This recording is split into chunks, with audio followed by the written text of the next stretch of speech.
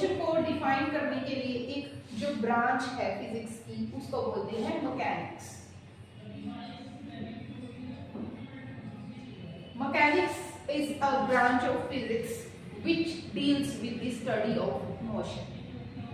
अब अगर इसमें हम देखें तो मैकेनिक्स में आप मोशन को 2 पार्ट्स में डिवाइड कर सकते हो। First one is your kinematics, second one is your dynamics. तो यहाँ पे आप 2 हिस्सों में डिवाइड कर सकते हो। First one is kinematics, second one is dynamics. Kinematics क्या है? जिसमें आप मोशन की स्टडी करते हो। इसमें हम करते हैं study of motion,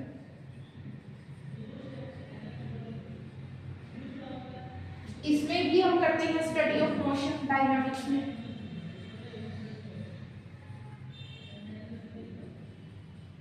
but in दोनों में फर्क क्या है? स्टडी ऑफ मोशन इसमें क्या है? Without considering the cause of motion. हमने इसमें कॉज है जो मोशन का, जिसकी वजह से मोशन हो पा रहा है, उसको कंसीडर नहीं करना होता है। काइनेमैटिक्स में आप सिर्फ देख रहे हो कि मोशन हो रहा है, बस किस वजह से वो उस ऑब्जेक्ट में मोशन है। क्या आप किसी को फोर्स लगा के जबरदस्ती चला रहे हो, या फिर कोई गाड़ी है तो इंजन से चल रही है, कैसे चल रही है, मतलब उसका कॉज नहीं देखना, सिर्फ आपने देखना है कि वो मोशन में है, बस। इसमें आप क्या कर सकते हो? इसमें आप कंसीडर करते हो the cause of motion, considers the cause of motion. इसमें आप देखते हो कि अगर किसी ऑब्जेक्ट में मोशन है तो वो क्यों हो रहा है।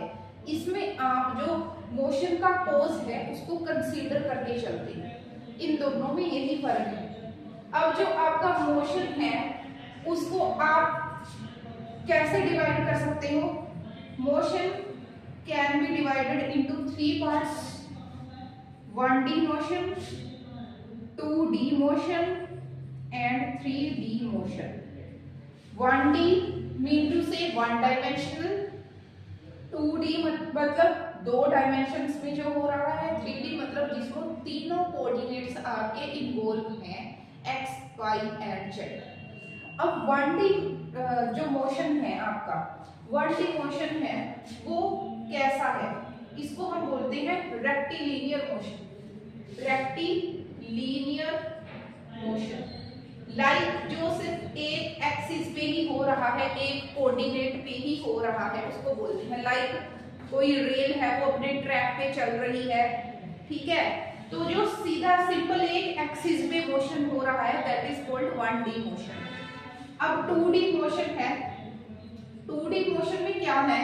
जिसमें आपके 2 out of 3 coordinates are changing with the passage of time और विद रिस्पेक्ट टू टाइम, उसको आप क्या बोलोगे? 2D motion. 2 out of 3 coordinates are changing with respect to time। with respect to time 2 में से 3 में से आपके 2 जो है कोऑर्डिनेट चेंज हो रही है। इसका सबसे ज्यादा बेस्ट एग्जांपल आपका है प्रोजेक्टाइल मोशन। प्रोजेक्टाइल मोशन, इस मोशन में क्या है? लाइक आपने एक फुटबॉल है यहाँ पे, इस फुटबॉल को यहाँ से किक किया, अब ये फुटबॉल जाके कहाँ गिरेगा? ऐसा कोई पाथ फॉलो करेगा, करंट पाथ फॉलो करने के बाद यहाँ पे आगे एक मैक्सिमम हाइट को अटेन करेगा और दोबारा कहीं पे जाके एक वर्टिकल जो एक आपकी हॉरिजॉन्टल रेंज, एक जो हॉरिजॉन्टल ये डिस्टेंस है, इसको कवर करने के बाद यहाँ पे आके लैंड हो जाएगी।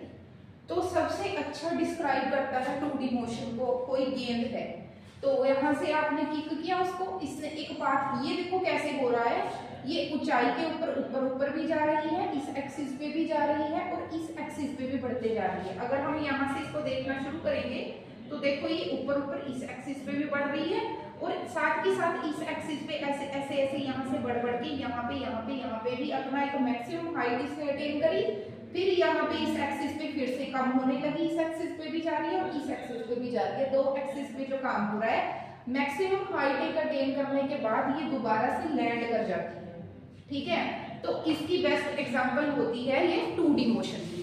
अब आपके पास है 3D motion.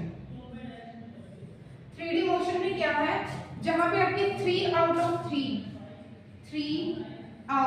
Of 3 coordinates are changing with respect to time।